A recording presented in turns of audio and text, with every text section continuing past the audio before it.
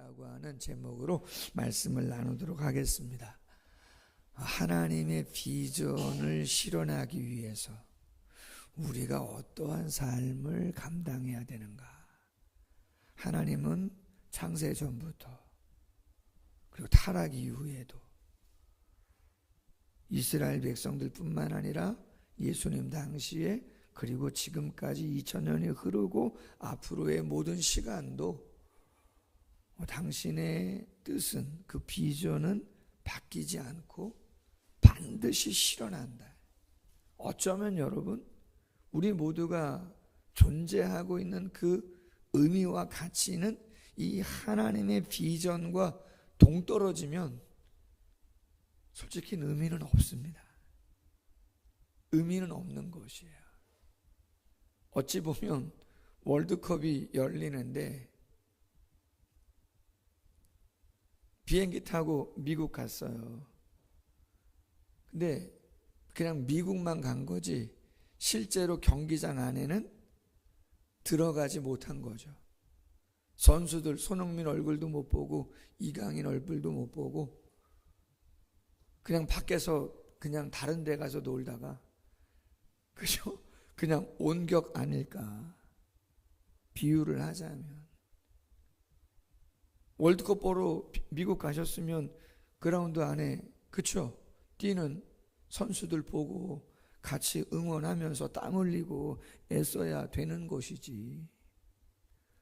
더 좀 이야기하면 손흥민 선수나 이강인 선수가 국가대표로 뽑혀가지고 월드컵 갔는데 그런 일은 절대로 일어나면 안 되겠지만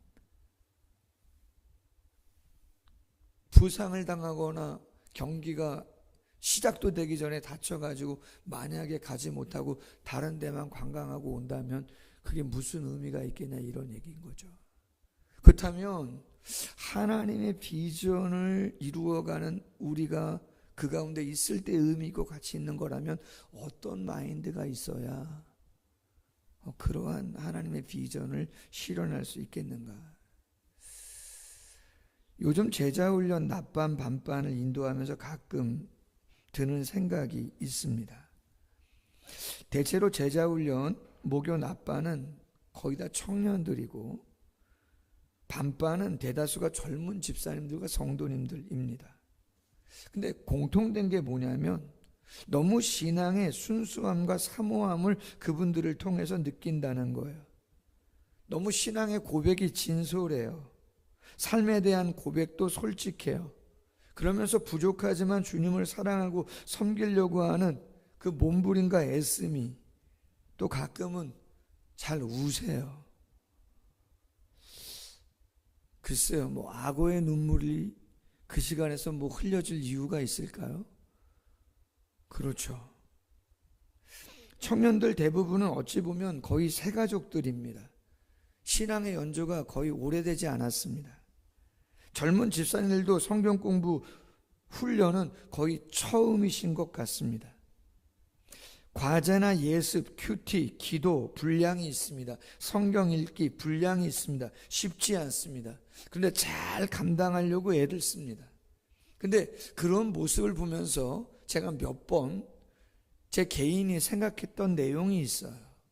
한번 이야기를 낮반에서 한번 한 적이 있는 것 같은데 무슨 이야기냐면, 중요한 이야기인데 저를 만난 적이 그렇게 오래되지 않았습니다. 그분들이 설교를 듣거나 성경을 배운 적이 그렇게 많지도 않고,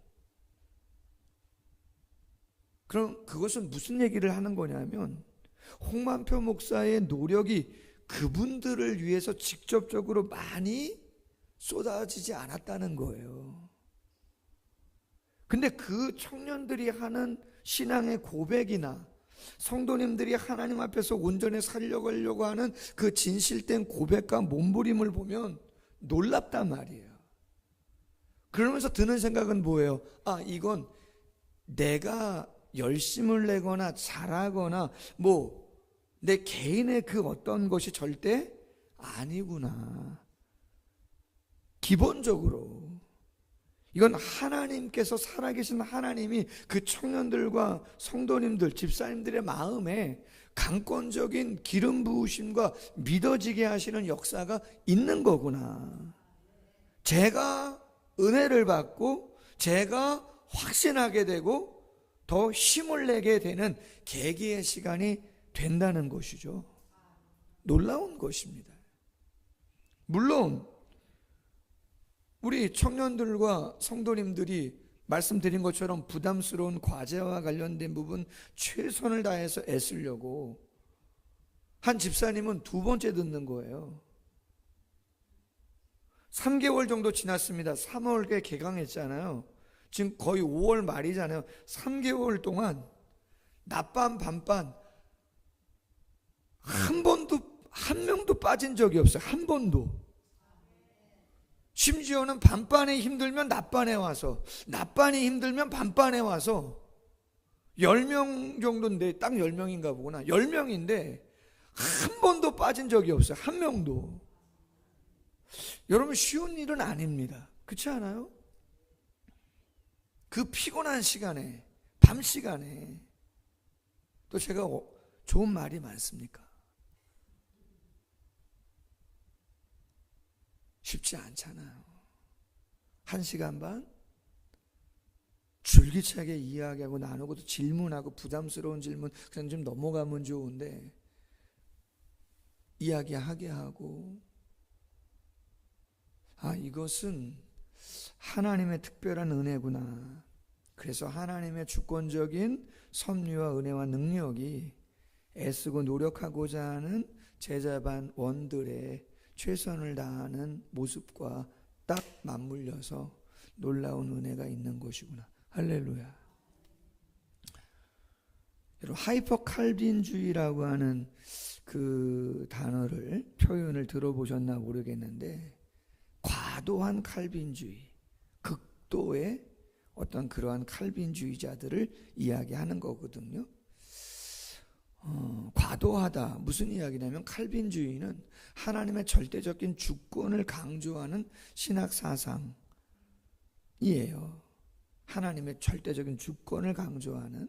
근데 하이퍼 칼빈주의는 뭐냐면은 너무 치우쳤어요. 극단이에요.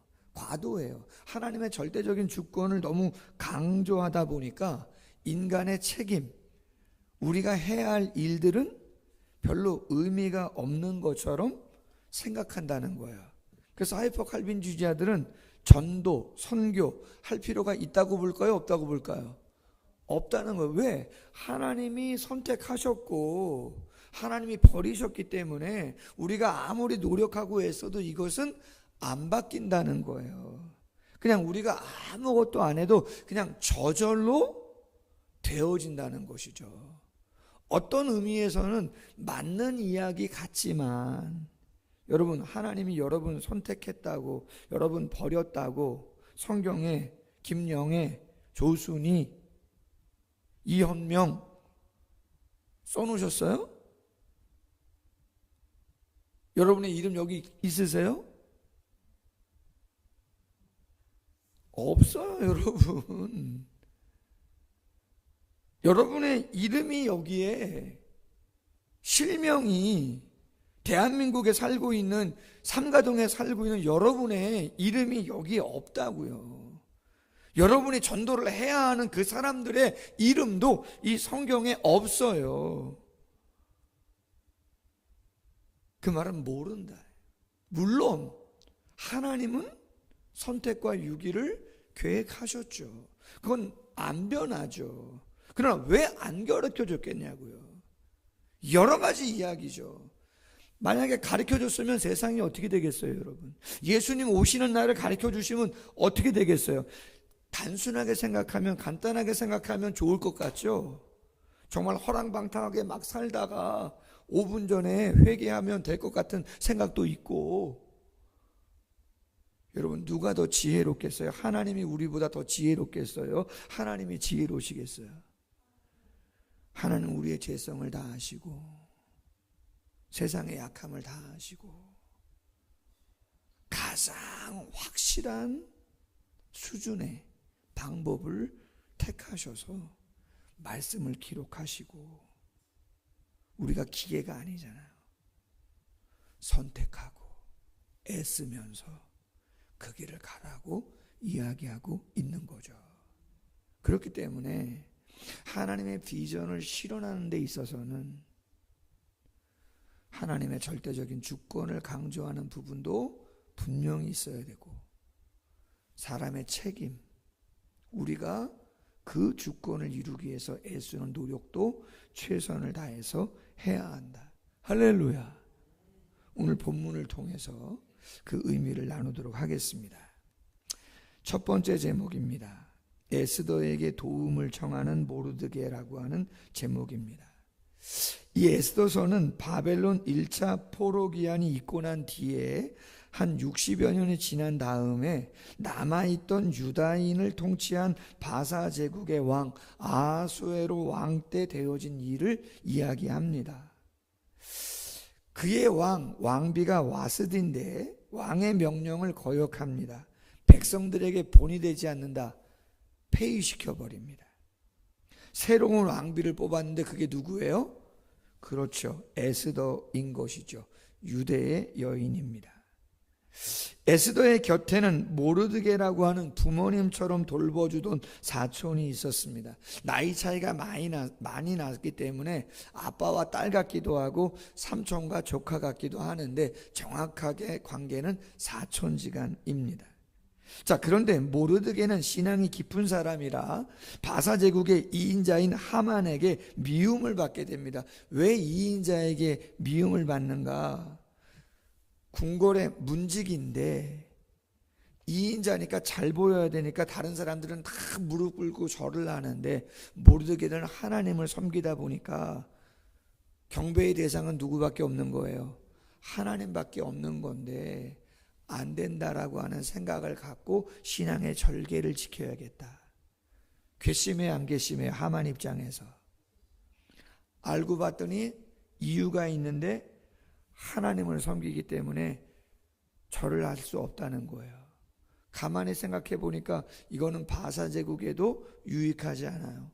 왕에게 찾아갑니다. 아닥사스다 왕에게 여차 끝장내면 좋겠다.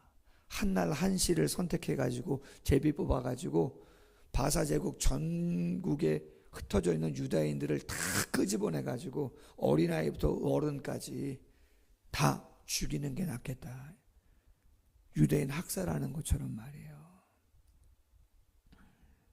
아하수에로 왕이 조서를 내립니다.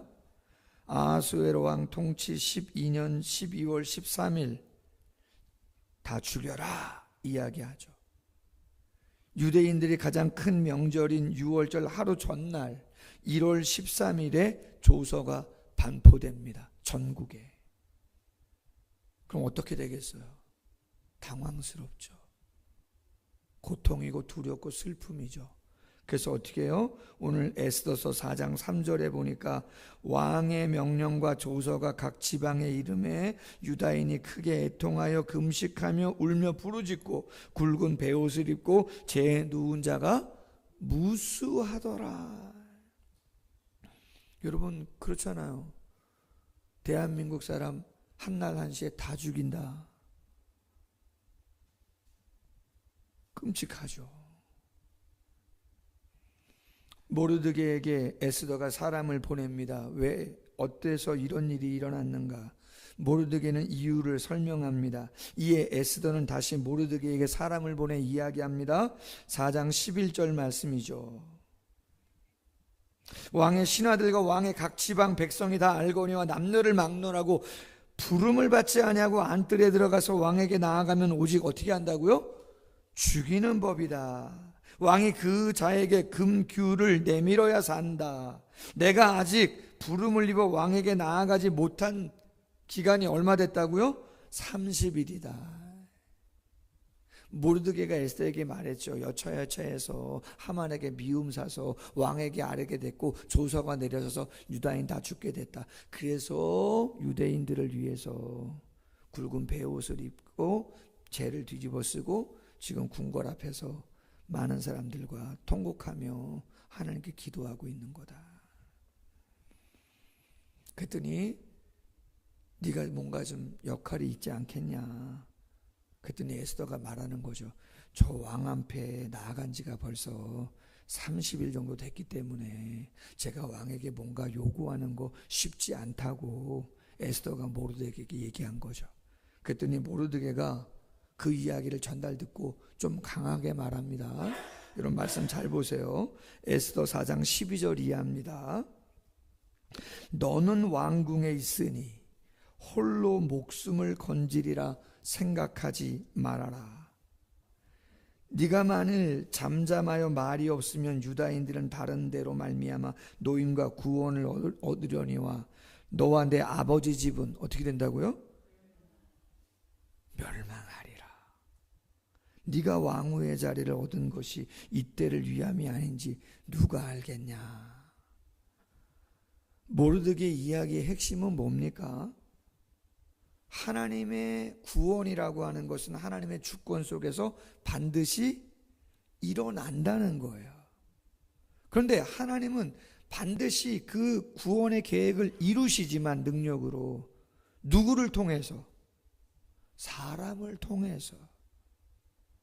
그의 신앙과 고백과 행함과 순종을 통해서 하나님은 반드시 이룬다는 거예요.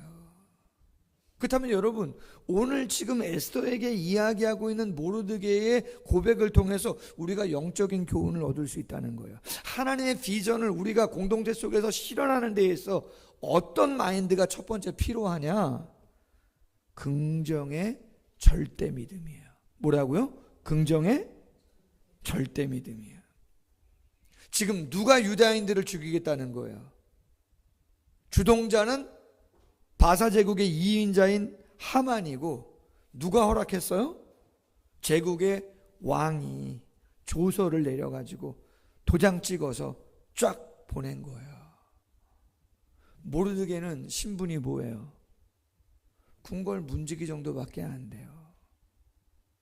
청와대 앞에서 보초 서고 있는 정도, 뭐 그 정도라고도 볼 수 있는 거죠. 쉽지는 않겠지만 바꿀 수 있을까요? 여러분들의 삶에 어떤 문제가 있는 겁니까? 저도 크고 작은 기도 제목이 있습니다. 변화시킬 수 있습니까? 여러분들 어떻게 생각하시냐 말이에요. 여러분들이 도전하시고 애쓰시는데 막혀있는 거, 뛰어넘기 버거운 것들, 계산했을 때 답 안 나오는 것들 있을 수 있잖아요. 하나님의 비전이 이 시대 속에서 다음 세대에게 전해진다? 어려운 이야기라는 거죠.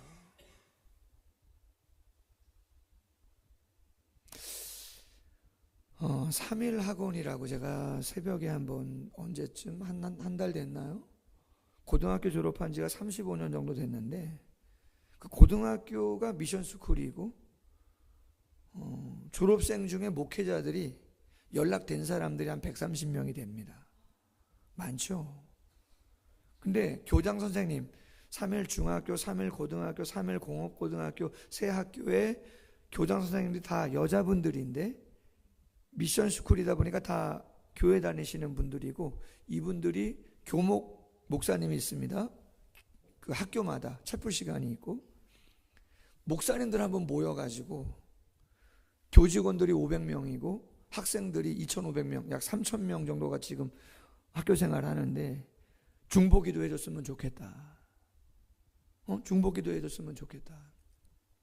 그래서 모여가지고 한 40명, 50명 모였었거든요. 한 달 정도 됐나? 근데 그 모임을 이끌어가는 교목 목사님이 최리균 목사님이신데 아침마다 카톡 와요. 저희 사모 여기지만 정말 오늘 아침에도 아침마다 카톡. 제가 답은 꼭 합니다. 솔직히 쉽지는 않지만 오늘 아침에도 태국 갔다 온다, 잘 갔다 와라, 뭐 이런 본 적이 별로 없는데도. 근데 여러분 놀라운 건요, 제가 그 목사님이 3일 학원의 그 새 학교와 학생들을 위해서, 교직원들을 위해서 기도해달라고 하는 그 목사님의 그 기도 소리와 기도 제목이 생각나서 강단에서 기도를 하고 있다는 거예요. 여러분 놀랍지 않습니까? 다음 세대, 요새 중학생들 무서워서 김정일은 쳐들어오지도 못한다는 유머가 오래전부터 있었었는데, 그렇지 않아요? 정말 이해할 수 없는 그 다음 세대를 어떻게 예수를 믿게 할까? 이건 거의 불가능이라고 보는 건데, 절대적인 믿음을 갖고 기도하고 기다리고, 할렐루야. 여러분 우리의 모습 가운데 있으셔야 된다는 거죠. 불가능이고 안 될 것 같지만 강력한 절대적인 믿음을 가지고 감당하셔야 된다. 마가복음 9장 23절 말씀에 이런 말씀이 있어요. 예수께서 이르시되 할 수 있거든이 무슨 말이냐, 믿는 자에게는 능히 하지 못할 일이 없느니라. 마태복음 8장 13절 백부장에게 말씀합니다. 내 믿은 대로 될지어다. 아멘. 신앙생활은 믿음 싸움이에요. 사탄은 자꾸 믿음을 약하게 만들고 거리감 있게 만들지만 절대적인 믿음으로 하나님께 나아감이 필요한 거죠. 두 번째, 사람의 책임인데 모르게는 하나님의 절대적인 주권에 대한 신앙만을 가지고 있지 않습니다. 무엇을 내가 해야 되는가, 할 수 있는가를 생각하는 것입니다. 4장 14절 하반절에 말합니다. 내가 왕후의 자리를 얻은 것이 이때를 위함이 아닌지 누가 알겠느냐. 아까 말씀드렸죠. 하나님은 당신의 비전을 사람을 통해서 이루어 가신다는 거예요. 그렇기 때문에 내가 지금 하나님의 비전을 위해서 할 수 있는 일이 무엇일까?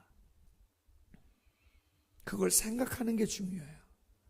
생각하려고 하시는 게 중요해요. 그리고 그걸 기도 제목 삼는 게 중요한 것이고, 그리고 기도 제목 삼았으면 구체적으로 할 수 있는 것부터 내가 하는 게 중요한 거예요. 아멘? 여러분 사랑을 그리는 교회가 규모가 작은 것 같지만 13년, 14년 전에는 훨씬 작았어요. 본당도 없었고, 뭐 유초등부실, 중고등부, 청년부실, 무슨 뭐 목양실 전혀 없었잖아요. 그냥 지금 도서관 건물 조그만 거 하나.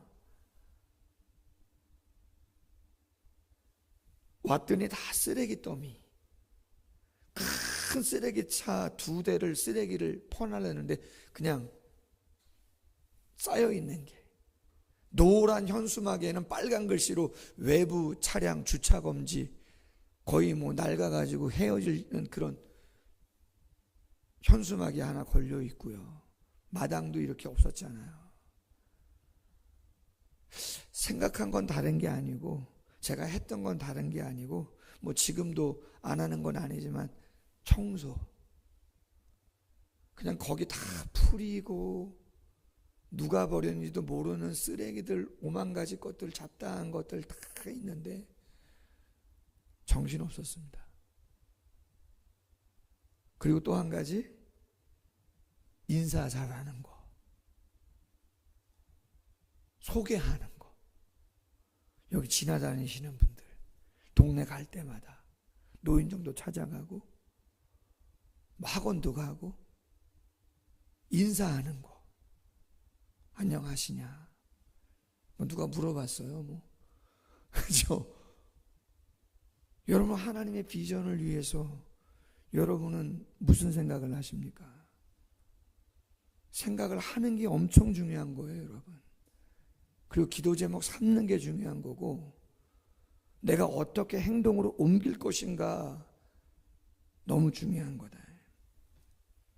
잠언서 8장 17절 이런 말씀이 있습니다. 나를 사랑하는 자들이 나의 사랑을 입고 나를 간절히 찾는 자가 나를 만난다는 거예요. 만난다는 의미가 뭐예요? 하나님의 계획 속에 내 자신이 들어가는 것을 이야기하고 하나님과 내가 하나가 되는 것을 이야기하는 거예요. 하나님과 관계를 맺으면서도 하나님의 나에 대한 계획과 미래를 꿈꾸지 못하고 나를 들이지 못한다면 신앙이라고 하는 것이 무슨 의미가 있습니까? 아무 의미가 없는 거죠. 하나님과 내가 하나가 될 때 신앙생활에 의미가 있는 거지. 하나님은 저기 계시고 나는 여기 있고, 하나님은 내가 필요로 하는 그 어떤 것에, 현실적인 그 어떤 것에만 내가 기도해서 응답 주시고, 뭔가 이거는 뭐 불교나 다른 데하고 이방 종교하고 다를 바가 뭐가 있어요? 여러분, 다른 이방 종교는 성경에 나오잖아요. 바알과 아세라, 자신들이 원하는 것을 성취하고자 그들은 어떤 일들도 하죠? 심지어 자식을 제단에 놓고 배를 가르고 불을 태워가지고 자녀를 드리기까지 하잖아요. 여러분, 그렇게 하시고 계시는 거예요, 지금요?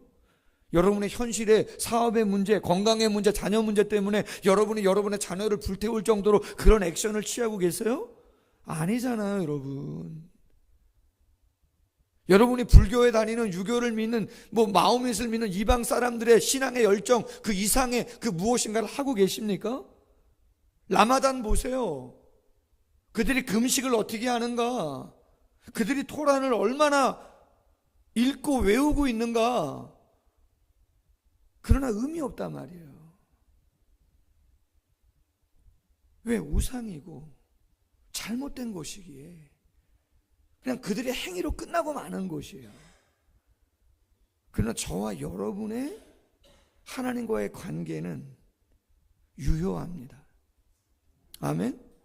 효력이 있습니다. 능력이 있단 말이죠. 왜? 하나님은 살아계시기 때문에 그렇게 믿는 거죠. 세 번째, 재미난 부분인데요, 강한 도전이라는 제목이에요. 여러분, 오늘 4장 13절 중반절과 14절 중반절에 모르드게가 에스더에게 말합니다. 홀로 목숨 건지리라 생각하지 말아라. 너 왕궁에 있다고. 너 이번에 가만히 있으면 유다인은 다른 데로 노임과 구원 얻겠지만 너와 내 아버지 집은 어떻게 된다고요? 멸망한다. 여러분, 지금 모르드게가 아버지 같은, 삼촌 같은, 모르드게가 조카, 딸 같은 정말 사랑으로 키운 에스더에게 하는 말이지만 뭐라고 이야기하는 거예요? 너 혼자 살려고 하지 마라. 너 순종 안 하면 멸망한다. 여러분, 이런 투로 여러분 누구한테 얘기해 본 적 있으세요? 너 지옥 가? 여러분, 요새 이런 얘기 쉽지 않습니다. 그렇지 않아요? 너 똑바로 해라, 너. 와, 여러분, 만약에 제가 여러분에게 오늘 이 시간, 요새 고린도전서 하면서 얼굴이 쉽지 않은데 울그락불그락 하기도 하고 마음의 부담도 많은데, 왜? 고린도 교회가 다 죄니까 이게 싸우죠, 음행하죠, 근친상간하죠. 성도들 중에 막 성도들끼리 싸워가지고 세상 재판받으러 성도들이 세상의 법정에 가죠. 가정이라고 하는 거 얼마나 거룩한데 영지주의로 인해 가지고 쾌락주의가 들어와서 가정이 다 깨지는 모습들이 즐비하죠. 우상잼을 먹는 취식 문제 때문에 자유가 권리를 포기하고 내려놓고 덕으로 쓰여져야 되는데 방종으로 흘러가는 이런 모습들 때문에 끊임없이 잘못을 지적하는 시간이다 보니까 어렵단 말이에요.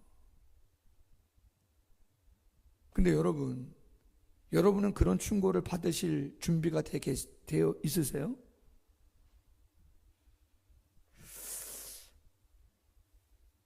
고린도서 4장 21절에 바울이 이렇게도 말했어요. 너희가 무엇을 원하느냐? 내가 매를 가지고 너희에게 나아가랴, 사랑과 온유한 마음으로 나아가랴.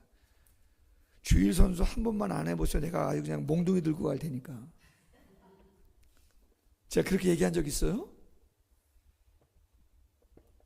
지금 바울이 얘기한 거 아니야, 저거요? 지금 내가 매를 가지고 가랴 그러잖아요, 지금요. 제가 여러분한테 그렇게 얘기하면 여러분이 받아주실 준비, 할렐루야, 김문성도님. 요새 너무 잘하고 계셔. 중복 예배 끝나면 우리 사모님하고 가서 또 예배를, 2부 예배를 해서 또 중보 기도까지 하시고.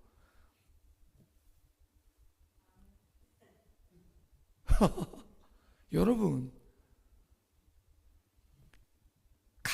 무리하게 도전하는 것도 쉽지 않고요. 그 도전을 아멘으로 받는 것도 쉽지 않아요. 만약에 그게 가능하다 그러면 놀라운 일이 일어나겠죠. 그 제가 늘 얘기하잖아요.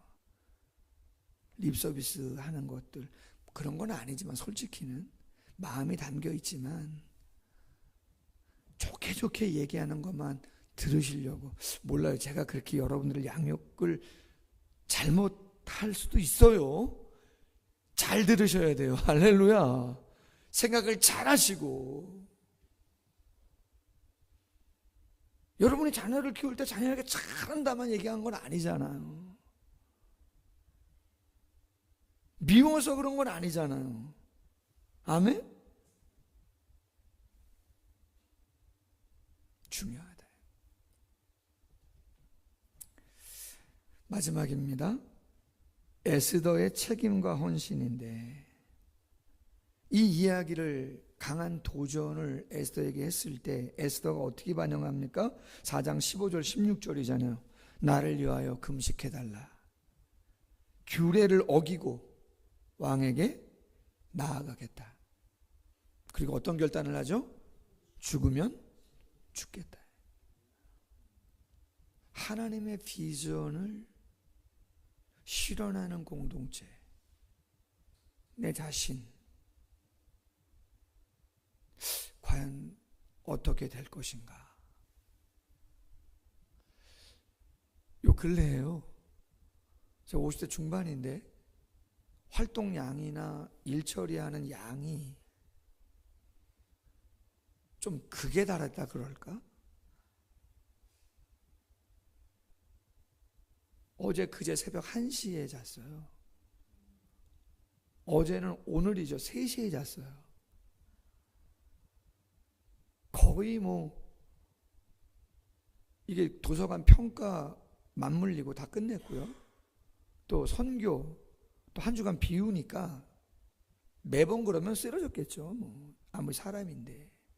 근데 지난 한 주간 스케줄이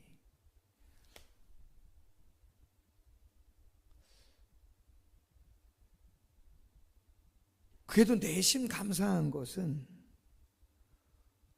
그렇게 할 수 있어서 감사한 거예요. 아멘? 진짜 그렇게 할 수 있어서 감사하고, 하나님 한 70까지만이라도 좀 할렐루야.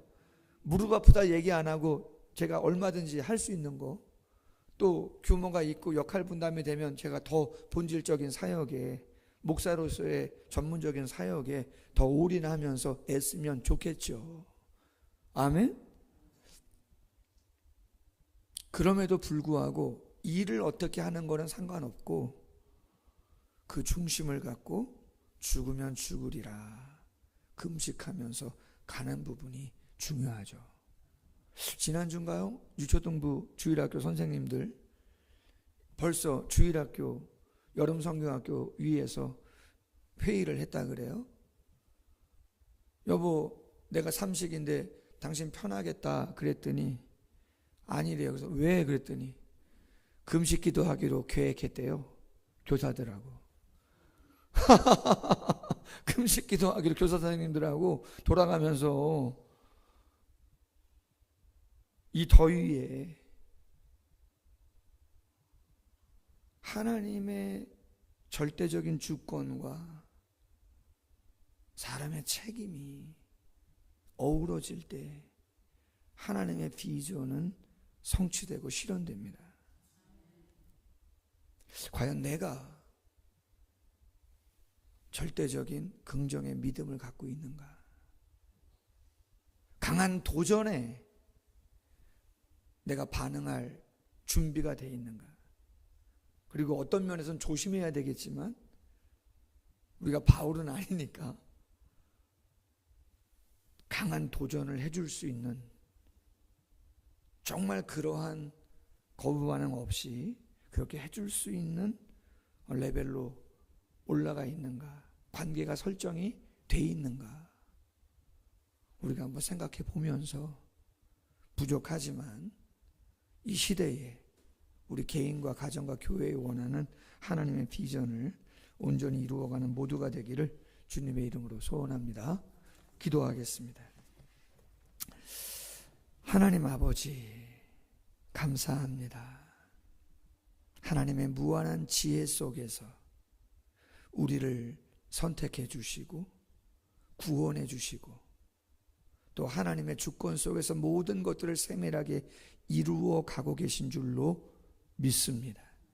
비교와 경쟁에 머무르지 않게 하시고 우리 개인만을 향한 하나님의 특별하고 고귀한 구별된 비전이 있음을 기억하게 하시고 기대하게 하시고 꿈꾸게 하시고 우리가 어떠한 책임과 헌신을 통해서 그 비전을 이루기 위해서 우리를 드려야 할지를 생각하게 하시고 기도하게 하시고 행동에 옮기는 우리가 되게 하여 주시옵소서. 긍정의 절대 믿음을 포기하지 않는 저희들 되게 하시고 강한 도전일지라도 마음에 담을 수 있는 그릇이 될 수 있도록 주님 도와주시고 죽으면 죽으리라고 하는 그러한 결단으로 최선을 다하는 에스더와 같은 모습이 우리의 삶 가운데 고백적인 삶으로 나타날 수 있도록, 그래서 숨겨져 있었던 하나님의 놀라운 그 비전을 드러내는 하나님의 일하심을 나타내 보일 수 있는 하나님의 사람들이 다 될 수 있도록 축복해 주시옵소서. 예수님의 이름으로 기도하옵나이다. 아멘.